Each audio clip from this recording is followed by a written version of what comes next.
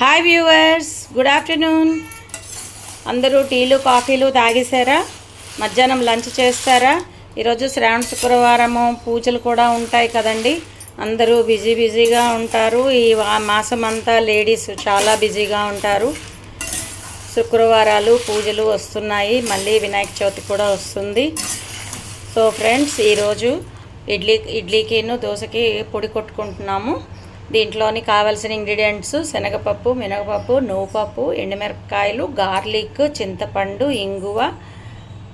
ఇవి ఇంగ్రీడియంట్స్ అండి. దీంట్లోకి మనం ఎలా చేయాలంటే ఫస్ట్ శనగపప్పు, మినపప్పుని, ఎండుమిరపకాయలు, గార్లిక్, చింతపండు ఇవి వేపుకోవాలి.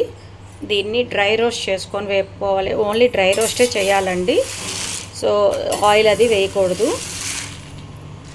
ఆయిల్ వేయకుండా డ్రై రోస్ట్ చేయండి ఫ్రెండ్స్. ఇది కొంచెం రోస్ట్ అయిన తర్వాత అప్పుడు దీంట్లోని మనం నువ్వుపప్పు కూడా వేసుకొని వేపుకోవాలి.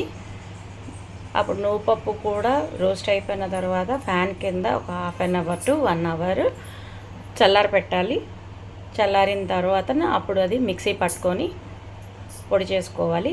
మళ్ళీ బాండీలోని ఆయిల్ వేసుకున్న తర్వాత ఆ పొడిని బాండీలో వేసుకొని కొంచెం సిమ్లోనే పెట్టుకొని ఇటు అటు కలిపేసి మళ్ళీ చల్లారి పెట్టుకొని అప్పుడు కంటైనర్లోని ఏదైనా ప్లాస్టిక్ కంటైనర్స్ ఉంటాయి కదా, వాటిలో కానీ లేకపోతే గ్లాస్ కంటైనర్స్లో కానీ వేసుకోవచ్చు ఫ్రెండ్స్. మీకు చాలా రోజులు ఉంటుంది, ఏం పాడవదు. అది సర్వ్ చేసుకున్నప్పుడు కూడా దాంట్లోని కొంచెం నెయ్యి వేసుకొని సర్వ్ చేసుకోండి ఫ్రెండ్స్.